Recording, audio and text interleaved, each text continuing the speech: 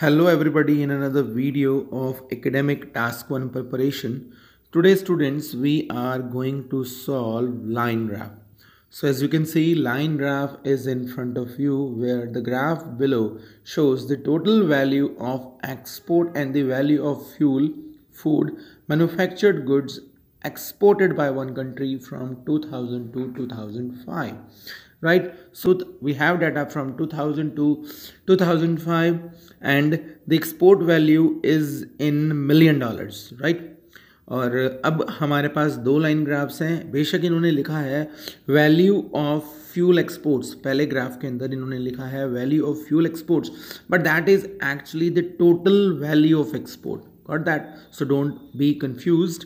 And in second line graph, we have been given three lines which are denoting fuel, food and manufactured goods, यानी कि over the period of time जो इन तीन items का export रहा वो इसने explain किया है, राइट? सो अब जनरल अंडरस्टैंडिंग अगर करते हैं so it is very clear. अगर हम पहले ग्राफ पे देखते हैं कि जो फॉर फर्स्ट 2 years जो टोटल एक्सपोर्ट था उसने डिप किया, बट फॉर नेक्स्ट 3 years इसने रिमार्केबली रिकवर किया और ये बहुत ज़्यादा इंक्रीज कर गया.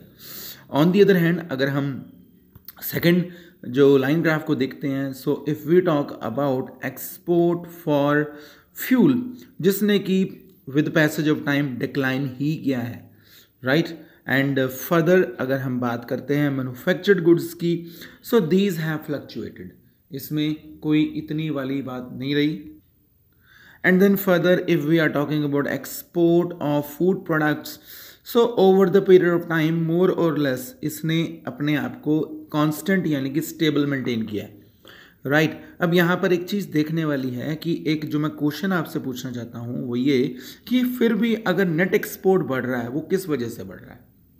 Okay, so this is the question which you are to analyse. खैर हम अभी इस टास्क की राइटिंग शुरू करते हैं and when I will be writing conclusion at that point of time at the end of the video I will discuss this thing with you. Okay, so let us start. So here is introduction in front of you. The pair of line graphs reveals the variation in total export as well as export of fuel, food, manufactured goods in $1,000,000 between 2000 and 2005 from one nation.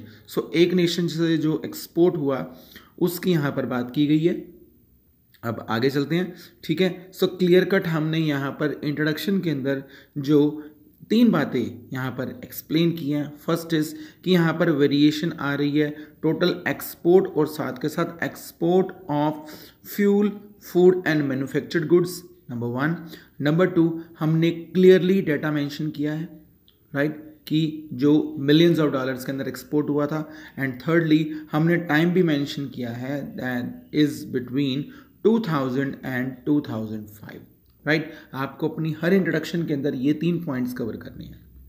अब आगे चलते हैं, हम first BP के अंदर first line graph को explain करेंगे now, जो कि बहुत क्लियर कट बात है. जैसे कि मैंने आपको पहले भी कहा था कि over the passage of time over the passage of first 2 years जो एक्सपोर्ट है उसने डिप किया, डिक्लाइन किया. So it is evident that the net export experienced downward trend and volume declined from 300,000 million to 250,000 million. यहाँ पर students data लिखने में गलती ये करते हैं, जो डॉलर का साइन है आप पीछे डाल देते हैं. देखिए अगर आपने डॉलर का साइन डालना आप इसको पहले डालेंगे, वेराज अगर आपने डॉलर वर्ड लिखना है DOLLAR तो आप इसको पीछे लिखेंगे. Keep this thing in your mind. ऐसा ही हर एक करेंसी के साथ होता है, वेदर दैट इज पाउंड और दैट इज यूरो और इवन रुपीज़. आगे चलते हैं, तो हमने यानी कि टिल ईयर 2002 तक हमने एक्सप्लेन कर दिया. अब उसके बाद जैसे कि हमने कहा कि इसने रिमार्केबली रिकवरी की. So then onwards it skyrocketed and left up by, अब कितना बढ़ गया ये, it left up by 100,000 million value and by year 2005 net value surge to 425 million. Then onwards it did recovery and next year it leapt up by $100,000 million. जैसे कि आप देख रहे हैं between year 2002 and 2003 $100,000 million की इसने recovery की and उसके बाद जो कि हम जैसे देख रहे हैं and by 2005 the net volume surged to $425,000 million, right? अब ये जैसे कि बढ़ता गया, दिस इज लाइन ग्राफ, तो हमको लाइन की बात जो है सारी एक्टिव वॉइस के अंदर एक्सप्लेन करनी है. सो तभी हमने कहा कि net volume surged by $425,000 million. तो दिस इज डन. अब हम बॉडी पैराग्राफ 2 की बात करेंगे. ख्याल रहे आप on the other hand use नहीं करेंगे, you will use probing further. Now अब यहाँ पर हमने तीनों कमोडिटीज़ की बात करनी है. Probing further to itemized volumes हम सबसे पहले लिखते हैं, ठीक है. नाउ दो फ्यूल जनरेटेड, अब फ्यूल के साथ मैं कंट्रास्ट इस करके कर रहा हूँ, बेशक ये स्टार्टिंग में नंबर 1 है but with the passage of time इसका एक्सपोर्ट डिक्रीज करता गया. अब मैं एक्टिव वॉइस में एक्सप्लेन करूंगा. Fuel generated maximum business initially, और वो कितना मैंने साथ में लिख दिया, which is $45,000 million in 2002, comma. अब आगे की मैंने बात करनी है. The amount kept declining and touch the mark of, कितने मार्क पे आ गया ये, $20,000 million, okay, bye year 2005. Okay, so further the manufactured goods की अब बात होगी यहाँ पे. अब मैन्युफैक्चर्ड गुड्स वाला जो है ये लाइन बीच में है. Okay, manufactured products depicted fluctuation in business and their value varied between 16,000 million and 26,000 million. अब यहाँ पर साथ के साथ लिखना चाहिए over the period of time. Okay, over the period of time and which culminated at 25,000 million point in 2005. अब इसकी भी यहाँ पर बात ख़त्म हो जाती है और लास्टली हमारे पास जो एक्सपोर्ट है वो फूड प्रोडक्ट्स का रह गया. एंड लास्टली एक्सपोर्ट को हम अर्निंग भी लिख सकते हैं. Earning from food items more or less stood stable and gave output of $4,000 million approximately annually. अब ये एनुअल बेसिस पे इसने इतनी approximately over the period of time हमको या एनुअली हमको आउटपुट दी है. अब यहाँ पर मैं पहली लाइन तो ऊपरले ग्राफ से लिख दूंगा बट सेकेंड लाइन के अंदर मेरा सवाल रहेगा आपसे. तो पहले मैं पहली लाइन लिखता हूँ. In crux despite taking nose dive the net export value grew remarkably.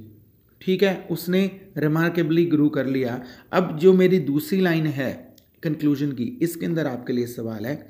And it was due to commodities else fuel food and manufactured goods. कहने का मतलब मैंने ये कहा कि जो नेट एक्सपोर्ट है वो बढ़ गया.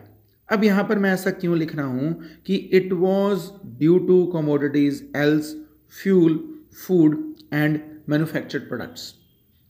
यहाँ पर आपको सोचना चाहिए. आप वीडियो पॉज करके यहाँ पर थोड़ा सा सोचें. Okay students, if you have come to a conclusion और या आपने कुछ इसके ऊपर एनालिसिस किया है, then it can be very much clear कि आपको ऊपर टोटल एक्सपोर्ट दिया है. मान लेते हैं कि टोटल एक्सपोर्ट था 10 आइटम्स का. अब टोटल एक्सपोर्ट की बात उन्होंने फर्स्ट लाइन ग्राफ में कर दी. अब सेकंड लाइन ग्राफ के अंदर उन्होंने सिर्फ 3 आइटम्स के एक्सपोर्ट की बात की है. हमको बाकी 7 आइटम्स के एक्सपोर्ट के बारे में नहीं बताया गया. अब उन 3 आइटम्स के एक्सपोर्ट ने, सबसे पहले फूड की अगर हम बात करते हैं, ये मोर और लेस कांस्टेंट ही रहा, यानी कि नेट एक्सपोर्ट राइज करने में इसका हाथ नहीं था. दूसरी बात, मैन्युफैक्चर्ड गुड्स इन्होंने फ्लक्चुएट ही किया, यानी कि अगेन नेट एक्सपोर्ट राइज करने में इसका भी हाथ नहीं था. अब फ्यूल की हम बात करते हैं, बट फ्यूल ने तो over the period of time decline face किया है, यानी कि इसका भी नेट एक्सपोर्ट राइज में हाथ नहीं था. तभी करके हमने लास्ट लाइन लिखी, and it was due to commodities else fuel food and manufactured goods.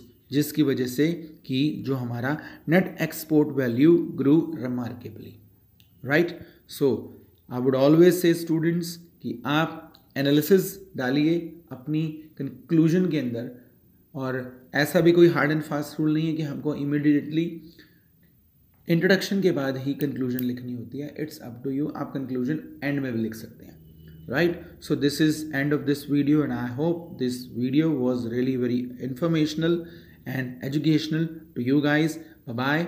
Happy practicing. Praveen Khanna is signing off.